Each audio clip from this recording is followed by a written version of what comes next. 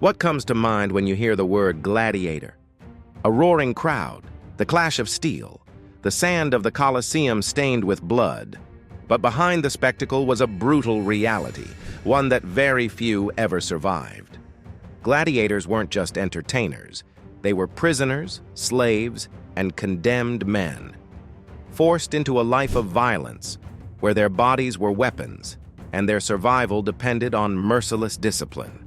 This is the untold story of gladiator training in ancient Rome, the punishments, the drills, the rituals, and the daily horrors that prepared men for death in the arena. Chapter 1. Chosen for Blood. For most, becoming a gladiator was not a choice. Slaves captured in war, criminals sentenced to fight, rebels who resisted Rome's power, they were thrown into the Ludus, the gladiator schools. Places that looked like barracks on the outside, but functioned like prisons on the inside. The most feared of these schools? Ludus Magnus, located right beside the Colosseum. From here, hundreds of gladiators marched through an underground tunnel straight into the arena. The moment you entered the gates, your life was no longer your own. The first ritual was branding. Your body was marked as property. Then came the oath, the Sacramentum Gladiatorium. To endure burning, chains, flogging, and death by the sword. From that moment, your fate was sealed. You didn't just train to fight, you trained to die. Chapter 2. The Grind of Survival. A gladiator's day began before sunrise. At the crack of dawn, the sound of whips and iron bells filled the courtyard. Training started with endurance drills, running with sandbags strapped to the body, hauling massive stones, swinging weighted wooden swords, sometimes twice as heavy as real blades, to build strength and precision. The heat was relentless. Sweat poured. Bodies collapsed. But the trainers, the doctoras, showed no mercy. If you slowed down, you were beaten. If you refused, you were starved. This wasn't just exercise, it was conditioning for pain. In the arena, fatigue was a death sentence. The crowd didn't want weaklings. They wanted warriors who could fight until the last drop of blood. Chapter 3. The Discipline of Death. Discipline in the Ludus was brutal. Every gladiator lived under the constant threat of punishment. Flogging was routine, used for disobedience. Chaining was common for escape attempts. Starvation was a slow torment for those who resisted training. Some were even forced to fight each other in the courtyard, not to kill, but to bleed. It was a reminder. Your body was not yours. It belonged to the crowd. To survive, gladiators had to follow orders without hesitation. They ate together, slept in cramped quarters, and trained until their bodies broke. Brotherhood was forged in chains, but so was fear. Chapter 4. Weapons of the Arena. Gladiator training wasn't one size fits all. Each man was molded into a weapon, depending on his physique, skill, and even the crowd's appetite for violence. The Murmillo carried a heavy shield and sword, moving like a human fortress. The Retiarius fought nearly naked, armed with a trident and a net. Fast, agile, but terrifyingly vulnerable. The Thraex used a curved blade and small shield, darting in and out of combat like a predator. The Bestiarius faced wild animals, lions, tigers, and bears, in spectacles that often ended in mutilation. Training meant endless sparring with wooden weapons, then iron. Masters drilled techniques again and again until muscle memory replaced fear. But weapons were not just tools, they were identities. Once assigned, a gladiator rarely changed class.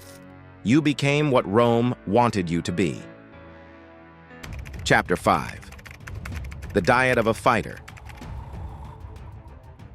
Strength didn't come from meat.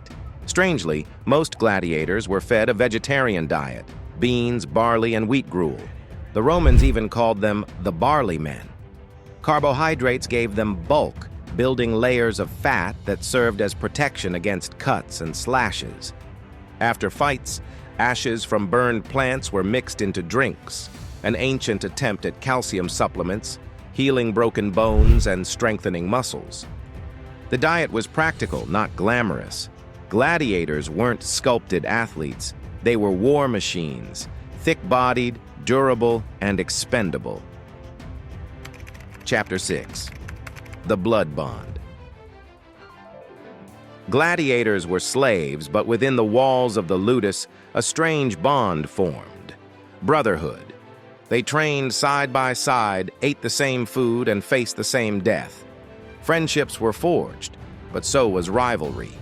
Some trainers deliberately paired comrades against each other, forcing them to harden their hearts. In the arena, mercy was weakness. You could share bread with a man in the morning and be ordered to kill him by evening. Psychological warfare was as much a part of training as physical drills. To survive, gladiators learned to detach, to turn fear into focus, to see death not as horror, but as routine. Chapter 7. The spectacle awaits. Weeks of training built toward one goal, the day of combat. Before every fight, gladiators were paraded through the streets, dressed in their armor. Crowds jeered, cheered, and placed bets. The city knew their names. For slaves, it was a strange taste of fame. But that fame was poisoned. Entering the arena, you faced not only your opponent, but also the judgment of thousands. The crowd controlled your fate. If you fell, your life depended on a hand gesture. A raised thumb could mean mercy.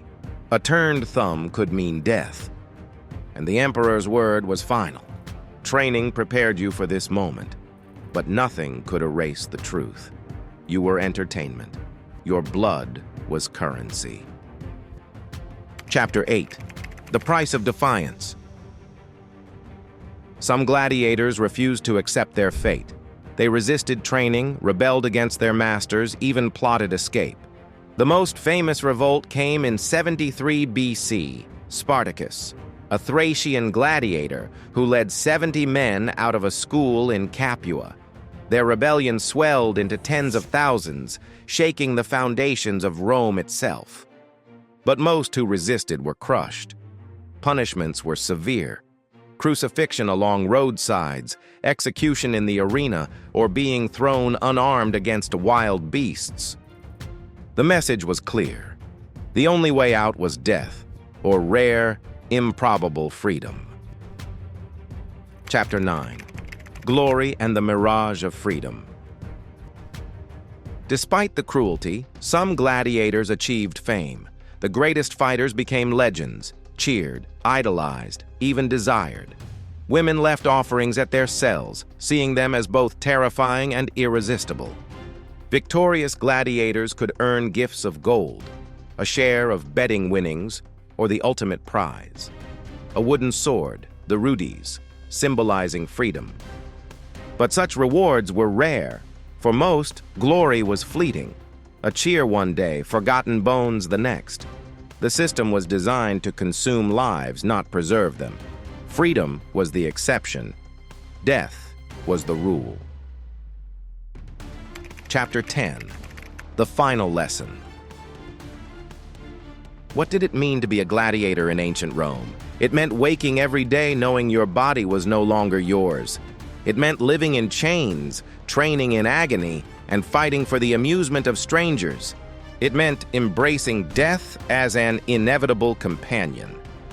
The Ludus wasn't a school. It was a factory of violence. Every drill, every punishment, every ritual served one purpose, transforming men into killers the crowd could applaud. And yet, within that horror, a paradox lived on. Gladiators became symbols of strength, courage, and defiance. Men meant to be broken became immortal in memory. Closing reflection. Today, the Colosseum still stands in Rome, its stones soaked with echoes of cheers and screams. Tourists walk the same corridors where gladiators once marched to their deaths, Their training, their pain, and their sacrifices are long gone, but their legacy remains. Because gladiators remind us of a haunting truth: civilizations rise on the backs of the broken. And even in chains, humanity finds ways to endure. So the next time you hear the word gladiator, remember, it wasn't just about the fight. It was about survival in a world that demanded blood.